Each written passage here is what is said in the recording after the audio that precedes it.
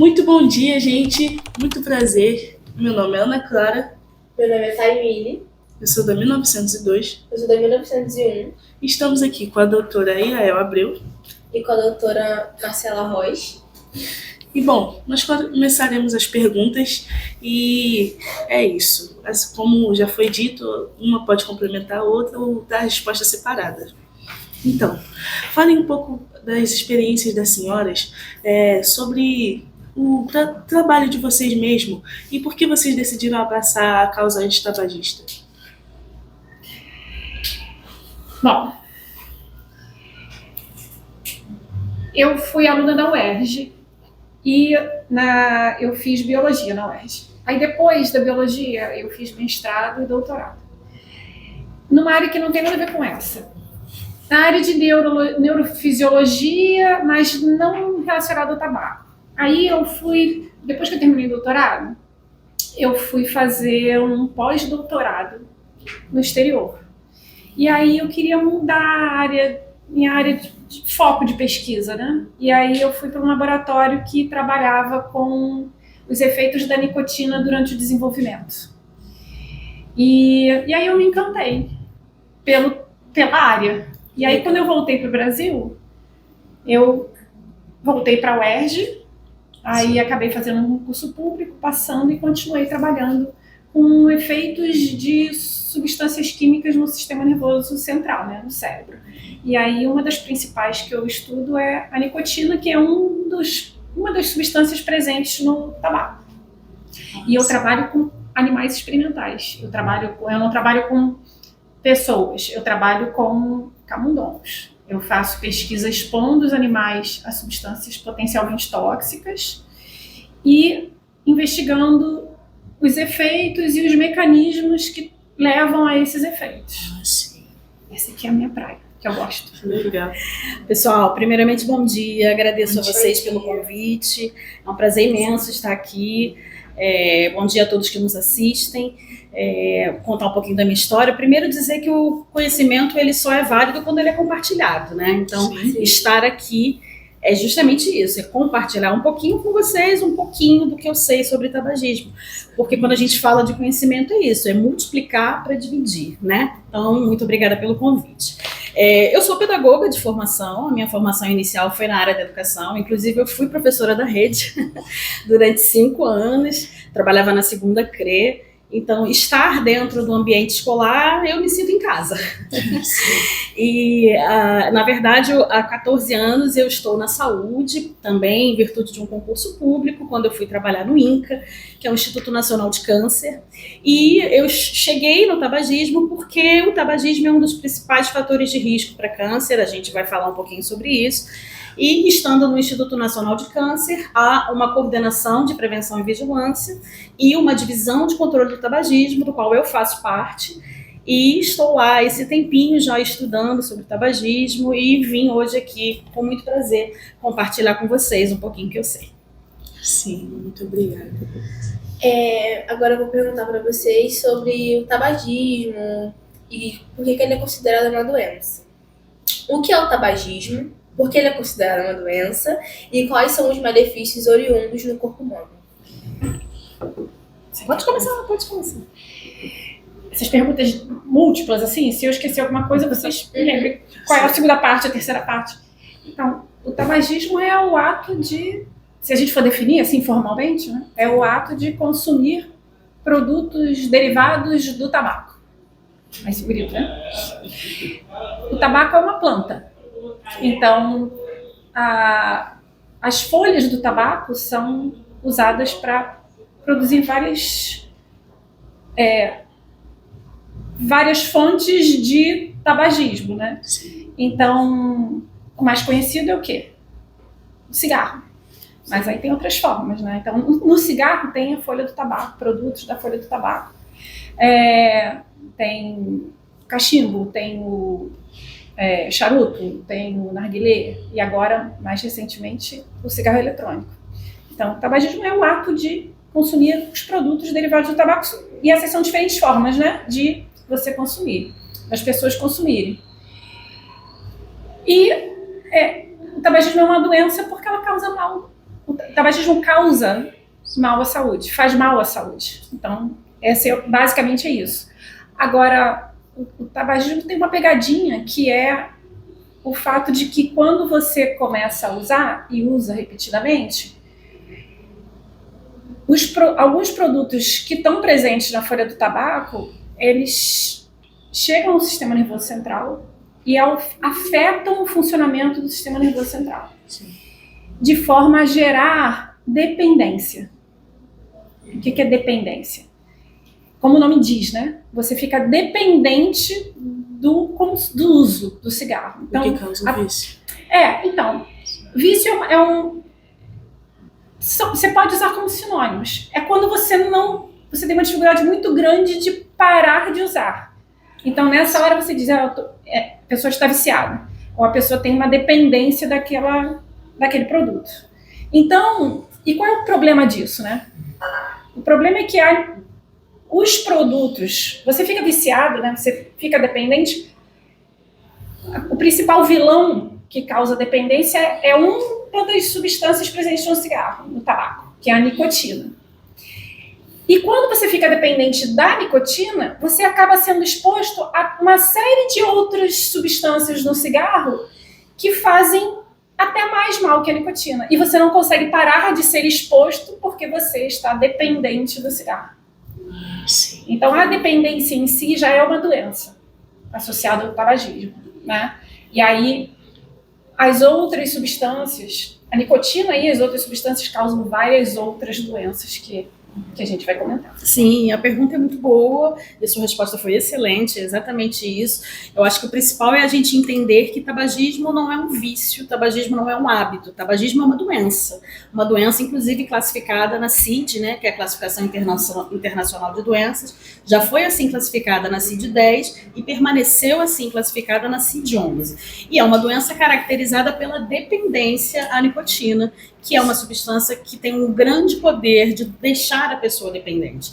Então, uma vez que você começa a utilizar produtos derivados de tabaco, e aí eu estou falando de todos, estou falando do cigarro tradicional, estou falando de charuto, de cachimbo, de narguilé, de cigarro de palha, agora, né, o que está bastante evidente para a juventude, a questão dos cigarros eletrônicos, né, também chamado de pod, pendrive, vape. Então, todos esses produtos que têm nicotina são produtos que causam dependência. E por isso o tabagismo é considerado uma doença. Ah, sim. Então, em termos estatísticos, como se dá a distribuição por faixa etária ao consumo do tabaco? Sim, a gente tem muitas pesquisas, né, que apontam a prevalência, né, que a gente chama das pessoas que são tabagistas, né. Para a faixa etária de vocês, a principal pesquisa é a PENSE, que é a Pesquisa Nacional de Saúde do Escolar. E essa pesquisa mostra que cada vez mais os estudantes estão experimentando produtos derivados de tabaco. E essa última edição da PENSE trouxe dados sobre a questão dos cigarros eletrônicos e também mostra que os adolescentes estão experimentando sim cigarro eletrônico e muitos deles acabam adentrando pelo tabagismo por meio do cigarro eletrônico e acabam migrando para o cigarro comum, coisa que não aconteceria se eles não tivessem acesso ao cigarro eletrônico. Então, as pesquisas nos mostram que a gente precisa ficar atento, que tabagismo é doença e que vape não é seguro, assim como nenhum outro produto de tabaco.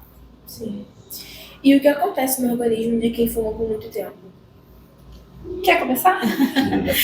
Sim, como a gente falou aqui, o tabagismo ele é tanto uma doença como um fator de risco, e fator de risco para diversas doenças, para diversos tipos de câncer, para doenças cardiovasculares, para infecções respiratórias. O tabagismo causa muitas doenças, além de também ser uma doença, né? E, assim, fumar e começar a se expor à nicotina e a outros produtos que tem nos produtos derivados de tabaco, nunca é uma boa, porque não existe um nível seguro de exposição a esses produtos, né? Eu não sou dependente, não sou viciado, eu fumo pouco. Não, uma vez exposto àquela substância, seu organismo já está comprometido por tudo que aquela substância causa. A gente está falando da nicotina aqui, porque é a substância que causa a dependência, mas os produtos derivados do tabaco não contêm só nicotina. Tem alcatrão, tem várias substâncias tóxicas, várias substâncias comprovadamente cancerígenas. Então a gente costuma dizer que por onde a fumaça do tabaco passa no nosso corpo, ela passa causando danos. Então quem está aí nos ouvindo, nos escutando, nem iniciem, porque não é uma boa. Eu lembro de um estudo. Alguns estudos começaram a mostrar a associação, uma das doenças, né, que é classicamente associada ao tabagismo, é o câncer. E então, como a Márcia falou, né, aumenta o risco. Então, fumar aumenta o risco da pessoa ter diferentes tipos de câncer. E aí é interessante porque eu já vi muita gente comentando: mas eu nunca fumei e tenho câncer de pulmão. Mas eu sempre fumei e nunca tive câncer de pulmão. Então, o conceito de risco é isso, né? Aumenta a probabilidade de você ter. Sim. Câncer de pulmão aumenta mais de 20 vezes a probabilidade de você ter câncer de pulmão. Então, eu não quero correr esse risco, entendeu? É um risco. Você pode fumar a vida toda e nunca ter câncer de pulmão. Você pode ter até outras coisas, mas é risco, né? Então, é uma probabilidade. As pessoas têm que entender a questão da probabilidade, que eu não acho que vale a pena correr o risco. Mas eu lembro de estudos que saíram na década de 50, que foi uma das coisas que eu achei, assim, super interessante. Que mostraram, assim, pela primeira vez a associação entre fumar e o câncer de pulmão. Que foram pesquisadores que não estavam investigando especificamente isso. Eles estavam investigando as causas de morte de médicos. E todo mundo fumava. Não tinha essa história, né? Fumar, todo mundo fumava, né? Agora, nas últimas décadas, tem tido uma redução da população em geral do percentual de fumantes, né? Da prevalência. Sim. Mas é resultado de um trabalho sério, né? Mundial, para reduzir o tabagismo. Mas esse pesquisador, ele viu que tinha uma associação entre o fumo, os médicos fumavam e morriam de câncer de pulmão. Sim.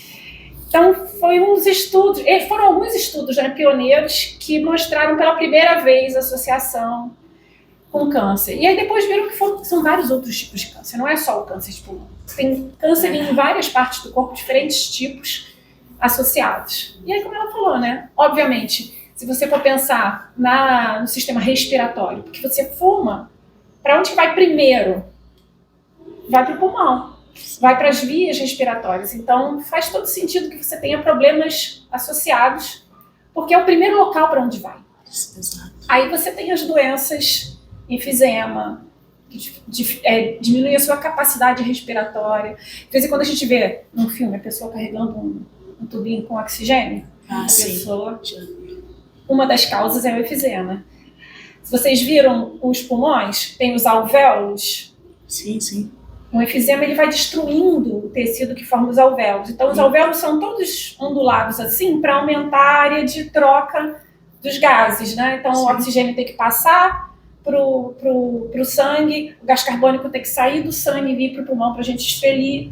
Então, o enfisema vai destruindo essa área de troca. Então, a pessoa não consegue fazer essa troca, não consegue entregar o oxigênio pro sangue e não consegue retirar o gás carbônico. Nossa. Então ela fica assim intoxicada, com dificuldade de respirar. Está associado ao aumento de risco de asma e bronquite. Tem um monte de doenças, como ela falou, os produtos do tabaco acabam facilitando o depósitos dos vasos sanguíneos nas artérias, que é a aterosclerose. Então você vai entupindo os vasos sanguíneos e o sangue tem dificuldade de passar. Então, está associado a infarto do miocárdio. O que é o infarto? Né? A morte do tecido do coração, né? do músculo. Por que ele morre? Porque ele não está recebendo oxigênio suficiente. Por que ele não está recebendo oxigênio suficiente? Porque os vasos estão entupidos. É isso, entendeu? Então, é uma série de complicações possíveis que o tabaco traz.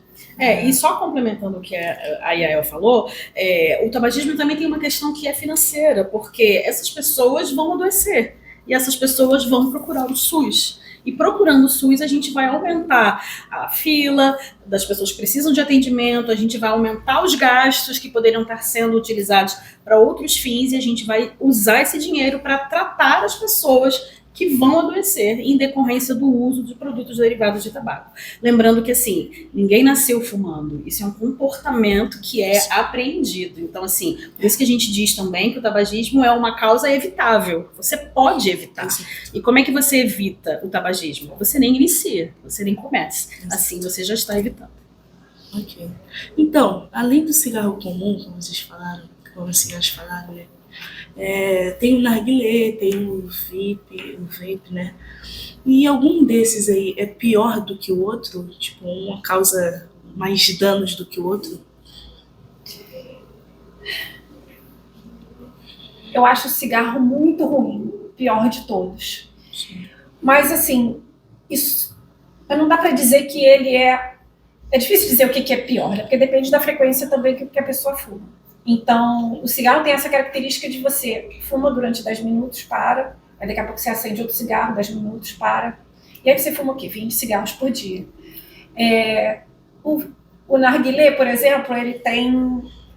As pessoas ficam fumando por muito tempo, não é 10 minutos, a pessoa pode ficar fumando 1 hora. Sim. E o narguilé não tem filtro, como o cigarro que tem um filtrozinho na ponta. Esse filtro...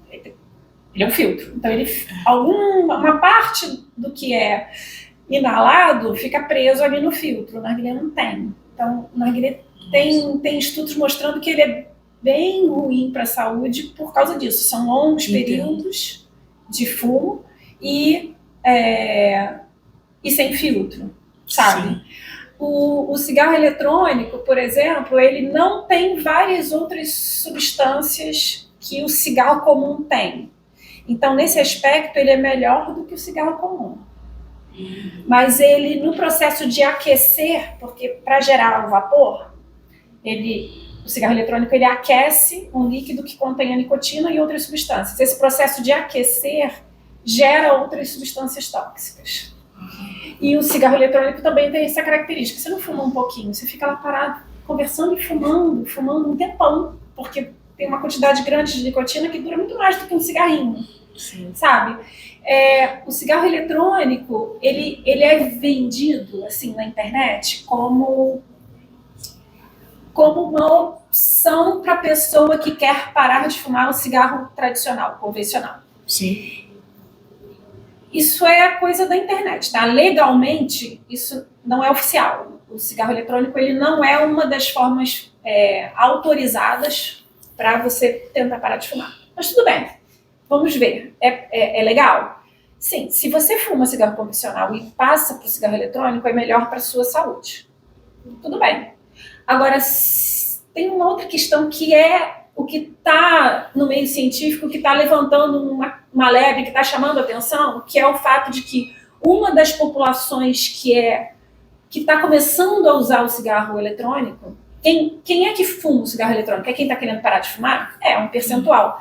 Mas, em grande parte, quem está usando o cigarro eletrônico é o adolescente. É a pessoa ali entre o final do ensino fundamental e o início da faculdade. Ali. E essas pessoas provavelmente não iam nem começar a fumar o cigarro convencional.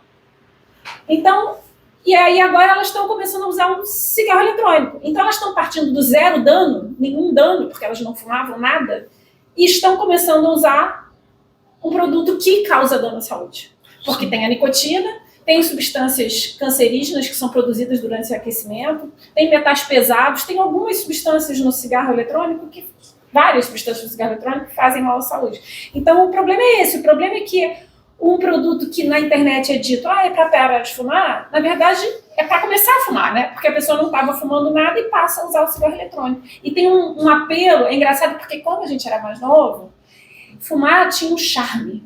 Meu marido fumava. Quando eu conheci ele. Aí ele ficava lá fumando, eu achava aquilo. Eu nunca fumei, mas já senti um charme de fumar, que as novas gerações... Tô parecendo uma velha falando, né? As novas gerações. As pessoas mais novas, elas não acham mais atraente, não acham mais bonito uma pessoa fumando. Acha até meio... Nossa, a pessoa fuma um cigarro.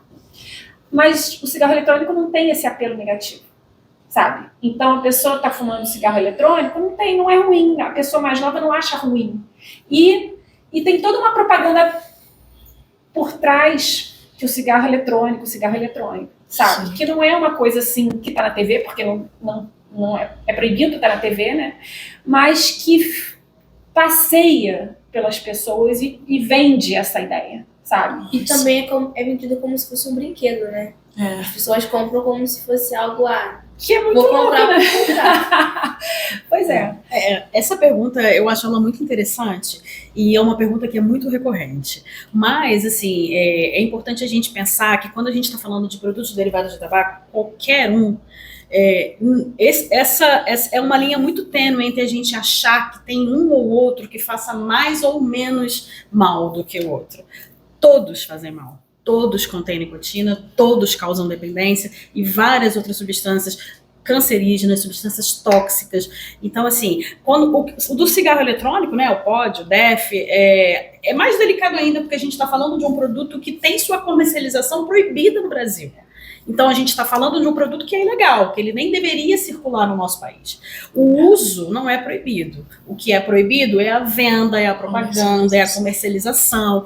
Então, assim, quando a gente está falando de cigarro eletrônico, a gente já está falando de um produto que, a princípio, pela nossa legislação, que é uma das mais atualizadas e mais assertivas no controle do tabaco do mundo, isso é um motivo de orgulho para o nosso país. O Brasil tem avançado muito nas questões de controle do tabagismo, a gente conseguiu uma redução da prevalência do número de fumantes, que já foi altíssima no nosso tempo, né?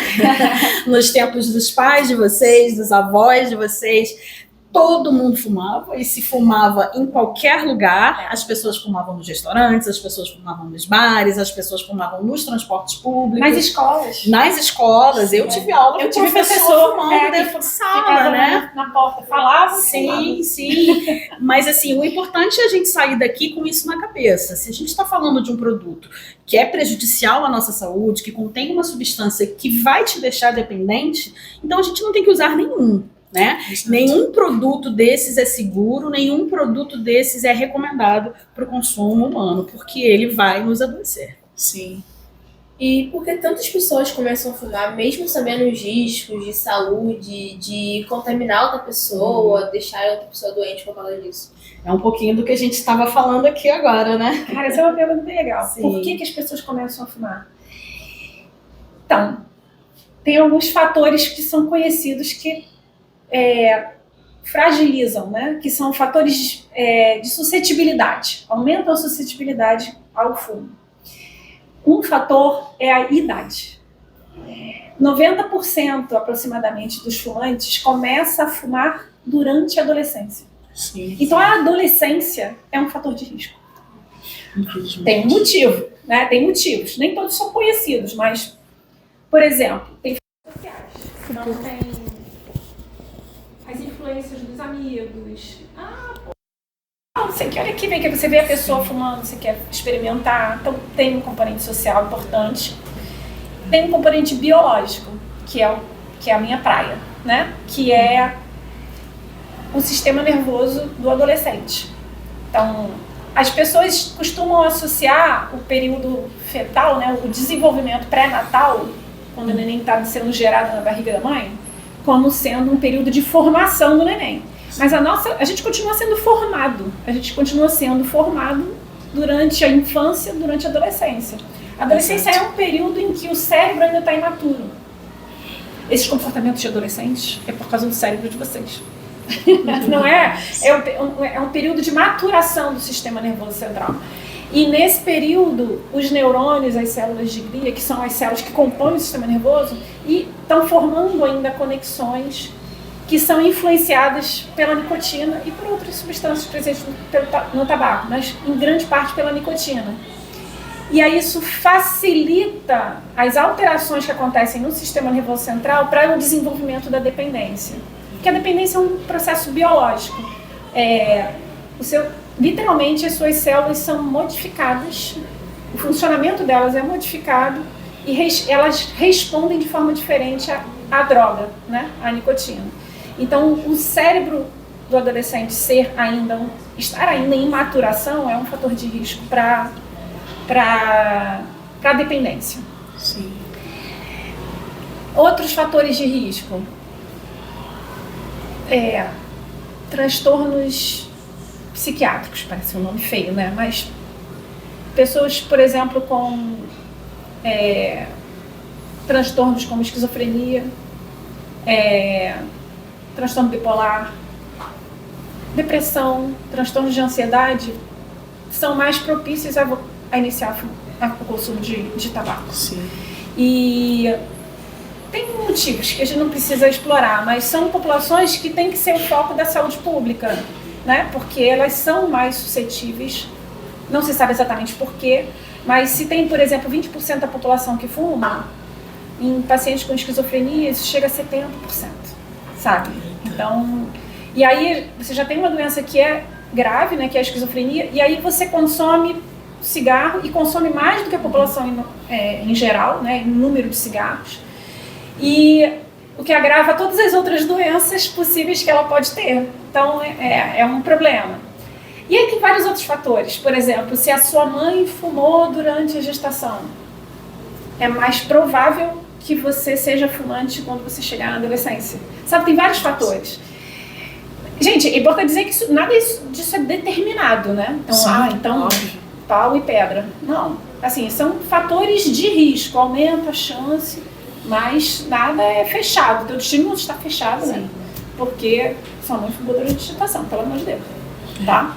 E além de todos esses fatores que a Yael pontuou muito bem, existe um outro que conversa um pouco do que a gente falou aqui, uma geração de pessoas, várias gerações, começaram a fumar e se tornaram dependentes em função da publicidade e da propaganda. Porque há um tempinho atrás, a publicidade desses produtos era permitida.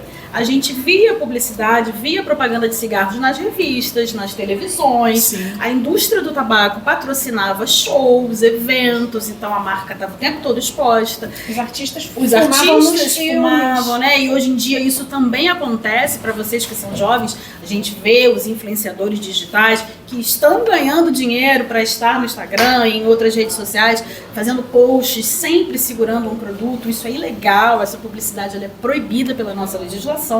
Mas, assim, as gerações começaram a fumar influenciadas pela publicidade, pela propaganda.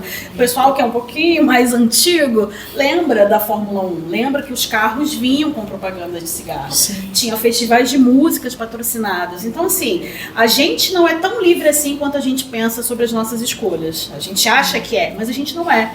Por quê? Porque a gente é o tempo todo bombardeado pela publicidade, pela propaganda. Se todo mundo aqui tem celular, se você pegar agora o seu celular, você vai ver propaganda de alguma coisa. Tu acaba sendo induzido a fazer Exatamente. isso. Se você entrar na sua rede social, você vai ver um artista, uma pessoa famosa, um influenciador, que ele vai estar fazendo uma publi, né? Hoje é assim que fala. Ele vai estar fazendo uma publicidade de algum produto, te induzindo ao consumo daquele produto. Só que eles fazem isso com produtos que não são saudáveis. Então, assim, a aceitação social do tabagismo, ela veio diminuindo bastante em função da legislação, que foi ficando cada vez mais restritiva em prol da saúde da população, porque quando a gente fala de tabagismo, a gente fala também de uma suscetibilidade que é individual, mas a gente está falando do coletivo, né? Principalmente Sim. do coletivo. E isso também foi muito reforçado, eu acho que vocês vão tocar nesse assunto, que é sempre importante também, sobre a questão da lei dos ambientes livres de fumo, né? O tabagismo passivo, né? Então, assim, eu não fumo, eu não sou obrigada a ficar no mesmo ambiente de uma pessoa que fuma, porque essa fumaça é tóxica também para quem não fuma. Então, assim, é isso, a publicidade e a propaganda desses produtos, embora proibida, a gente sabe que a indústria do tabaco é uma indústria como toda outra qualquer e ela quer lucro, ela quer Sim. vender os seus produtos. Ela quer vender os seus produtos para quem? Para aquele tiozinho que já fuma há 30 anos? Não, esse aí já está dependente. Ela quer vender os seus produtos para vocês, que são jovens, que estão iniciando agora na vida, para tornar vocês dependentes e comprar, gastar e sustentar essa indústria, que é uma indústria da morte. É, sim. Então, eu queria saber se existe algum tipo de vacina para inibir os efeitos da nicotina ou algo do tipo. Algum tratamento, entre aspas. Você quer falar? Você assim, eu não tenho conhecimento de nenhuma vacina, né, pra que a pessoa não fume, seria isso? Pra que ela não comece a fumar? Mesmo que ela fume, sabe, inibir pelo menos os efeitos e ela tentando parar de fumar. Isso, assim, uma vacina exatamente, acho que a ciência, eu não tenho como te dar essa resposta agora, mas a vacina eu não sei falar com você sobre isso. Agora, como a gente disse que o tabagismo é uma doença, e como toda doença, o tabagismo tem tratamento disponível, gratuito, no SUS. Então, se você está ouvindo a gente, você fuma, você quer parar de fumar, procure uma unidade de saúde mais próxima da sua residência, do seu local de trabalho e se informe sobre os grupos de tabagismo. Então, assim, existe todo um trabalho que é feito, né, em grupo, individual, porque o tabagismo ele é uma dependência física, ele é uma dependência química, mas ele também é uma dependência psicológica. Então, assim, existe todo esse trabalho que é feito na rede SUS, existe a terapia de reposição de nicotina, que é com adesivo, né? Às vezes a gente vê as pessoas com adesivo aqui. Adesivo, pastilha, goma, que repõe aquela nicotina daquela pessoa que está tentando parar de fumar. O organismo dela vai sentir falta daquela substância. Todo dia você manda nicotina para dentro do seu organismo. Se você para de fumar, o seu organismo vai sentir falta daquela substância. Então é feita uma reposição dessa nicotina de forma segura, né? Você não vai pedir para quem está parando de fumar para que ele fume. Ele não vai parar nunca, né? E existe também medicamento disponível, gratuito, na rede SUS, mas não existe nenhum medicamento que faça a pessoa parar de fumar. Não existe. O medicamento, ele ajuda a pessoa a passar pela síndrome de abstinência. Porque sim, aquela pessoa que está tentando parar, ela vai ficar abstinente da nicotina, que é a substância que causa a dependência. Então o medicamento não é para a pessoa parar de fumar. O medicamento é para amenizar os sintomas da síndrome de dependência. Sim. A pessoa quando para de fumar, ela fica mais ansiosa. E ela tem uma urgência de consumir novamente. Então tem aquela vontade de pegar o próximo cigarro, sabe? Então isso são características da síndrome de abstinência. E aí tem medicamentos que reduzem a ansiedade e que ajudam você a passar por essa fase, né? Então são medicamentos que vão alterar a química do seu cérebro para você ter efeitos menos intensos dessa falta do consumo. E aí você... Então, como ela falou, para ser eficiente, você tem que querer. Tem que ter muita força de vontade. Porque isso é dependente químico. Você precisa querer. Não adianta você ir lá e dizer assim, então eu vou tomar esse comprimido e vai resolver. Não vai resolver. E o adesivo, então geralmente a combinação do adesivo com um antidepressivo, por exemplo, um ansiolítico, né, que vai reduzir a ansiedade, vai reduzir os sintomas de depressão, que também são possíveis de acontecer quando você para de fumar. Então, essa combinação é mais eficiente do que os medicamentos, o medicamento ou o adesivo. Então, é um período de semanas a meses que você vai fazer esse tratamento para parar. E aí a ideia do adesivo é que você usa, começa com uma dose alta, e aí tem adesivos com doses menores, e aí você vai progressivamente reduzindo a dose. E aí o teu organismo vai se acostumando a não ter a nicotina, até que você para e fica bem. Sim, porque não existe nenhum remédio milagroso, né?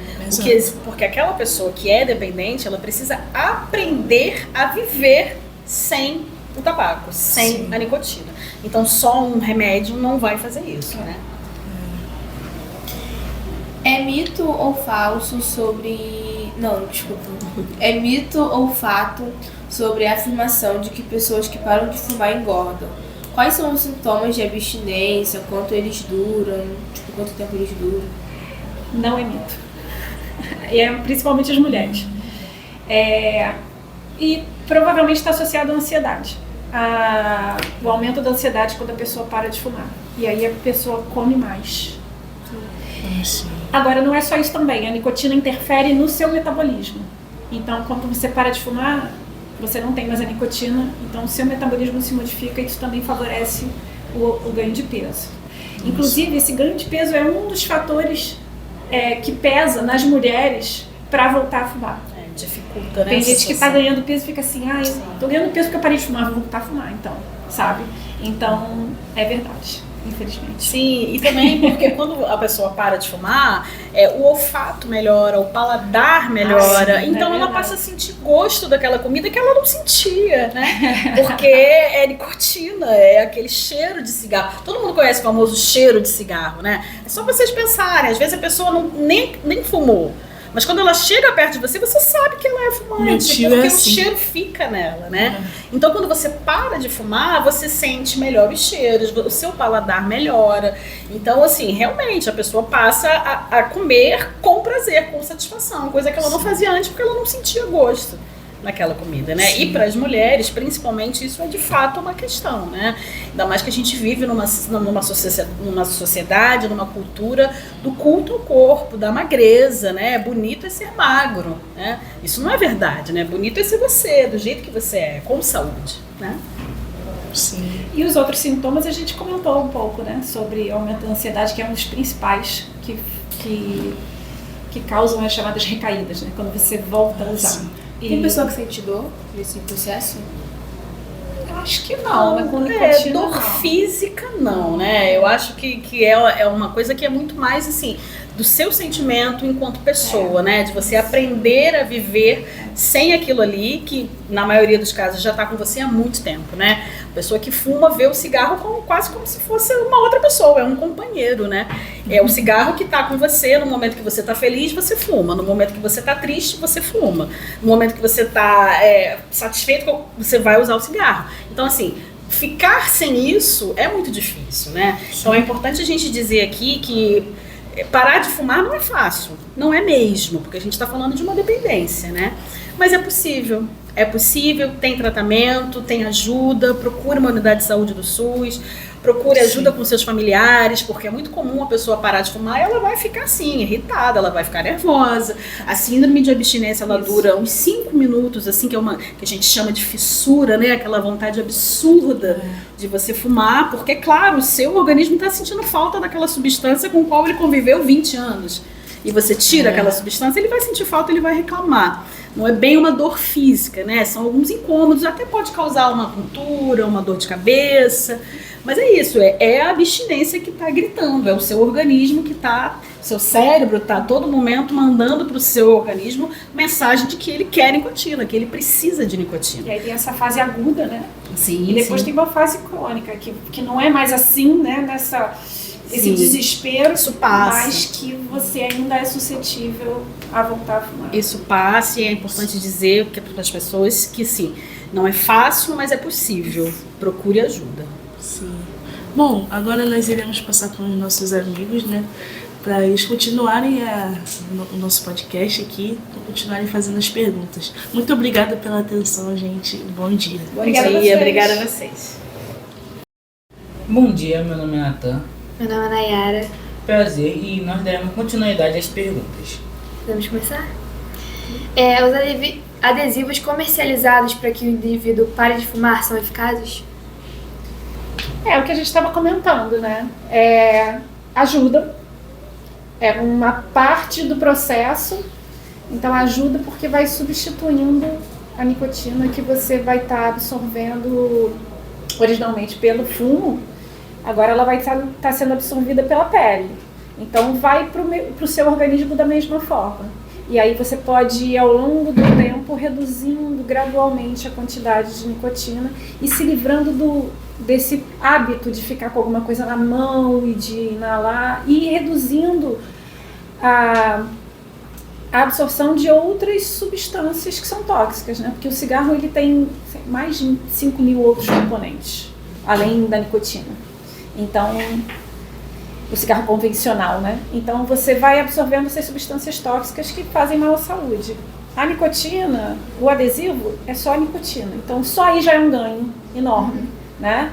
Então, o adesivo, junto com o medicamento, junto com a sua força de vontade, junto com o apoio da família, tudo isso compõe um cenário que te ajuda a parar de fumar. Sim, ajuda sim, é um grande aliado, mas assim, é importante que como a Yael também acabou de falar aqui, que a pessoa procure ajuda, né? Que não use esses produtos indiscriminadamente. Embora venda na farmácia e não precise de receita para comprar, o tabagismo ele não é só uma dependência física, ele é uma dependência física, ele é uma dependência química, ele é uma dependência psicológica, ele é uma dependência emocional. Então, só você colar um adesivo no braço e achar que você vai parar de fumar só com isso, pode ser que pare, mas não é o ideal. Existe um tratamento na rede SUS, gratuito, disponível. Muitas pessoas não sabem disso, até porque muitas pessoas nem consideram que o tabagismo é uma doença, mas sim, a gente está conversando aqui desde o início da nossa conversa, o tabagismo é uma doença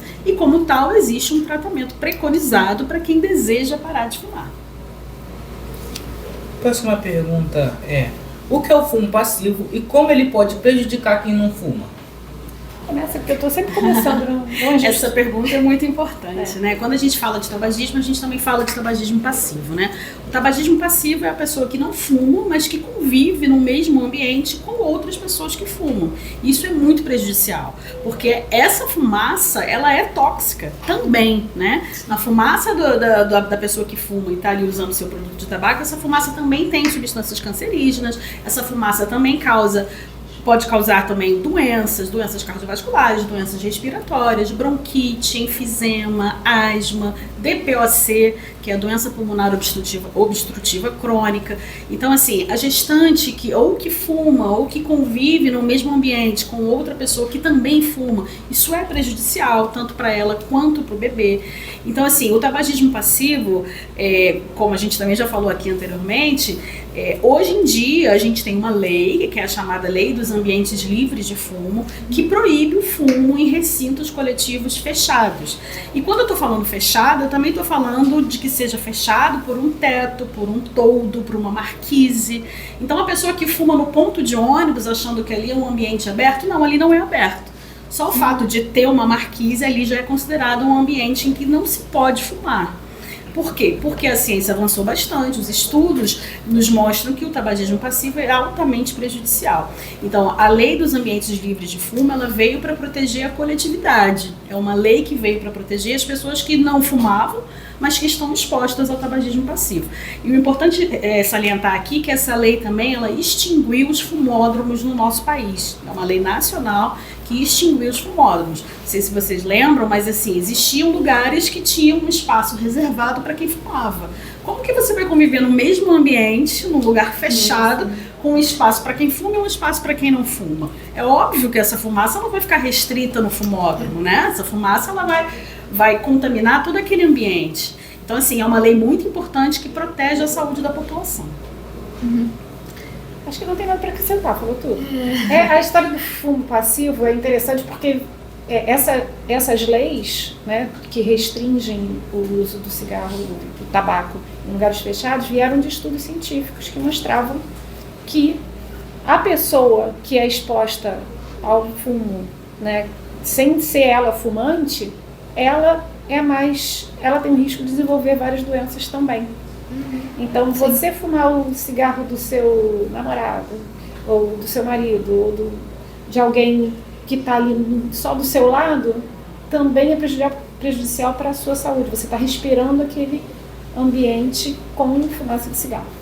Então, esses estudos mostraram que causa dano à saúde de quem não fuma. Então, isso é a base que justificava essas leis, né, que foram criadas e que estão aí mundiais. A gente tem lei federal, a gente tem lei estadual aqui no Brasil protegendo as pessoas. E é importante a gente falar também que quando a gente restringe cada vez mais o espaço, os locais onde as pessoas podem fumar, a gente também está promovendo ambientes mais saudáveis para todos, né? Ambientes sem estarmos expostos à fumaça do tabaco. A gente reduz a aceitação social do tabagismo. É claro que eu não estou falando aqui que a gente tem que discriminar as pessoas que fumam, jamais, porque a gente já entendeu que quem fuma é um dependente, é uma pessoa que, se for da vontade dela, dela, ela precisa de ajuda para parar de fumar, para deixar de ser dependente. Então, a redução da aceitabilidade do tabagismo é importante, principalmente para os mais novos, né? Porque eles já vão crescer num ambiente onde você não vai ver as pessoas fumando para todo lado. Sim. Diferentemente da minha infância, da minha juventude, onde todo mundo fumava, né? O pai fumava, a mãe fumava, você ia na escola, o professor fumava, você pegava um ônibus, o motorista fumava, você ia num bar, num restaurante, a mesa do lado tinha pessoas fumando. Então, um grande ganho dessa lei também é fazer com que cada vez menos as pessoas fumem ao nosso redor. Inclusive, eu tenho bronquite asmática, meu pai é fumante também, então isso prejudica muito. Você foi vítima do tabagismo passivo, sim, né? Infelizmente, isso é muito ruim. O que o INCA e o Unipad fazem para ajudar as pessoas que querem parar de fumar? Eu não sei o que o INCA faz. Como eu falei aqui no início, o INCA é um Instituto Nacional de Câncer. A gente está sediado aqui no Rio de Janeiro. Dentro do INCA existem vários programas, várias coordenações. Onde eu trabalho, que é a Divisão de Controle do Tabagismo, o nosso trabalho é coordenar a rede de controle do tabagismo no Brasil. Porque o INCA é um instituto nacional, a gente tem em cada estado do Brasil, dentro das secretarias municipais e estaduais de saúde, a gente tem pessoas que a gente chama de coordenadores, que são os coordenadores de tabagismo em cada estado. E o que é o nosso trabalho? A gente capacita, a gente fornece material, a gente faz visitas técnicas e nós, no INCA, somos responsáveis pelo PNCT, que é o Programa Nacional de Controle do Tabagismo, vinculado ao Ministério da Saúde e à Secretaria de Atenção Especializada em Saúde. Então, o nosso trabalho eu estou aqui hoje, isso também faz parte do nosso trabalho enquanto INCA, enquanto divisão de tabagismo, a disseminação do conhecimento, a tradução do conhecimento científico, a gente mostrar para as pessoas cada vez mais o que é o tabagismo, o que o tabagismo causa, capacitar os profissionais, fornecer formação e materiais didáticos. Então, o nosso trabalho no INCA é mostrar que o tabagismo, além de fator de risco, também é uma doença e um dos principais fatores de risco para câncer.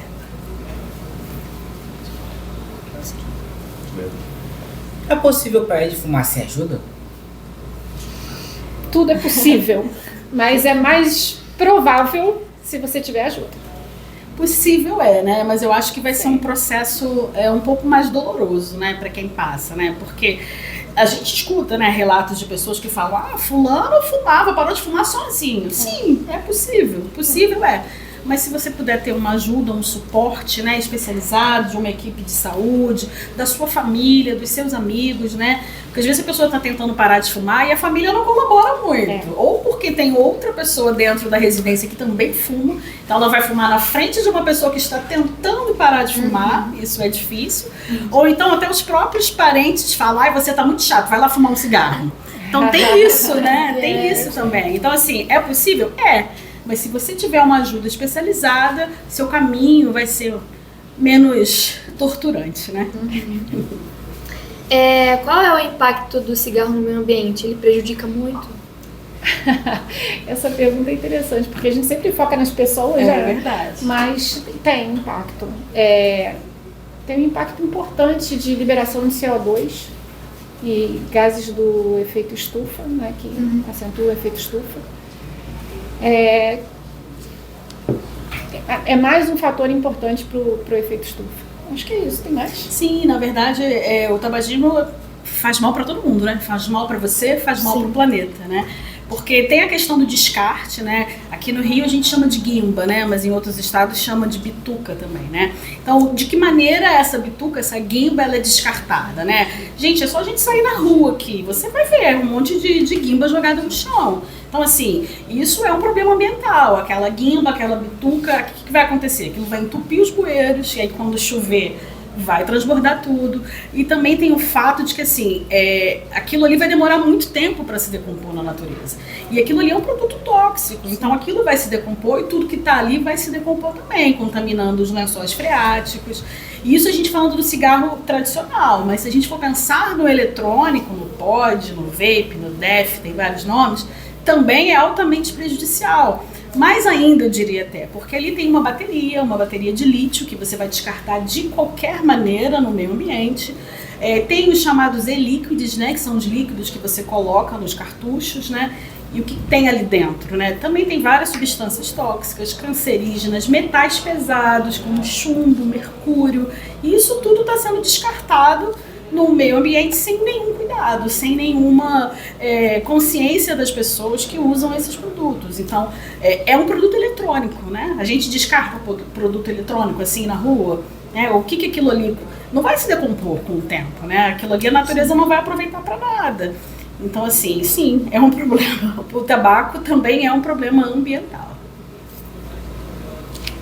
A mídia e o governo realmente adotam e implementam medidas eficazes no combate ao tabagismo? Nossa, mas assim, sim. E é porque vocês são muito novinhos, né? Mas, como a gente comentou antes, né? Todo mundo fumava. E, em grande parte, os procedimentos que os governos tomaram para restringir o acesso aos produtos derivados do tabaco foram super eficientes. Então, é proibido vender cigarro para menor de idade. É proibido ter propaganda na televisão, que tinha direto propaganda. Marlboro, o cara andando a cavalo e fumando. Símbolo de sucesso, né? Símbolo de sucesso. É proibido atores ficarem fumando durante os filmes, porque fumavam e ainda mostravam a marca. Então tem uma série de restrições. O cigarro mostra no verso figuras de pessoas com doenças associadas ao tabagismo. Então toda vez que você pega aquele maço de cigarro, você vê uma pessoa com um monte de câncer. Nossa, Sim, isso é fruto de um trabalho do governo, né? Aquelas advertências não estão ali à toa, né? Exatamente. Isso é um Anvisa, o Ministério da Saúde, que são órgãos do governo trabalhando na saúde da população. Assim, mas eu achei, nas últimas décadas, assim, um dos grandes responsáveis pela redução do tabagismo foram os governos. Aqui no Brasil, fantástico. Sim. Eu acho que aqui nessa ação, nesse podcast, a gente tem um exemplo claro de que os governos, e aqui a gente está falando de política de Estado, né? A gente não está falando de política partidária, a gente tem um exemplo claro de que os governos estão trabalhando em relação ao tabagismo. Por exemplo, vocês são do município, aqui é uma escola municipal, então já é a esfera municipal trabalhando nas duas frentes, na educação, na saúde. A IAEL está vindo pelo Estado também, né? Então, assim, já é o governo estadual trabalhando pela questão do tabagismo. Eu sou do INCA, que é um órgão federal. Então, assim, só nessa mesa aqui a gente já tem 3 esferas de governo trabalhando em relação à questão do tabagismo, que chama atenção, sim, que precisa ser olhado com carinho, com atenção. E, assim, eu estou muito feliz de estar aqui, porque eu não estou falando para pessoas que já conhecem tudo sobre o assunto. Eu não estou falando para academia, eu estou falando para alunos, eu estou falando para estudantes, eu estou falando para jovens. Então, assim, é importante. Eu me sinto feliz de estar aqui, agradeço demais o convite, porque é para vocês que a gente tem que falar, né? É para vocês nem começarem, para vocês nem iniciarem, para vocês conversarem com as pessoas com as quais vocês convivem, que porventura fumem, que queiram parar de fumar. Então, assim, se a gente tem hoje uma redução do número de tabagistas no nosso país, isso é fruto do governo, não do governo A, B ou C, mas é fruto de uma política de Estado que trabalhou e continua trabalhando muito para que a gente reduza o tabagismo no nosso país. Os órgãos governamentais do governo. Exatamente. Como as crianças e adolescentes podem ajudar na luta contra o tabagismo? Vocês estão fazendo isso, né? Exato. Agora. Acho que é a comunicação, né? A comunicação é o caminho, é o conhecimento. Então, se vocês sabem sobre o assunto, passar essa informação adiante é importante. Como vocês estão fazendo? Sim, eu acho que é metade do caminho. E é isso, né? Falar com as pessoas que fumam, dar o apoio, né? Aos familiares. Sim. Seu pai não quer parar de fumar? Não tem interesse em parar de fumar? Entendeu? Aí fala, pô, pai, fiz um podcast lá na escola, foi muito legal. Sim, e a informação de qualidade, porque né? isso é um trabalho de formiguinha, né? Sim. Informação de qualidade, assim, protagonismo juvenil, né? Porque por mais que a gente esteja dentro de uma instituição de ensino, que os professores que estão todos aqui, parabéns a todos os professores, por mais que tudo isso aconteça, mas a gente está aqui por vocês, são vocês que fazem esse podcast, né? O protagonismo é todo de vocês, né? E isso é muito bacana, porque são jovens falando para jovens, né? Vai chegar eu aqui e falar, o tabagismo faz mal, sim, isso todo mundo sabe. Mas o legal é vocês estarem à frente disso, né? E aí a El falou muito bem, é a comunicação, é a informação de qualidade, né? Porque informação a gente tem aos montes aí, mas tudo aquilo que a gente está ouvindo, que a gente está vendo, são informações confiáveis? São informações de qualidade? Então, assim, é importante que a gente assuma esse protagonismo e pensar sempre, será que eu de fato sou responsável pelas minhas escolhas? Será que eu realmente decido tudo que tem na minha vida? Será que não é a publicidade, a propaganda me influenciando a consumir? E aqui eu não estou falando só dos produtos derivados de tabaco, eu estou falando da alimentação, né? A indústria dos ultraprocessados que estão aí, a indústria das bebidas açucaradas, refrigerantes e salgadinhos.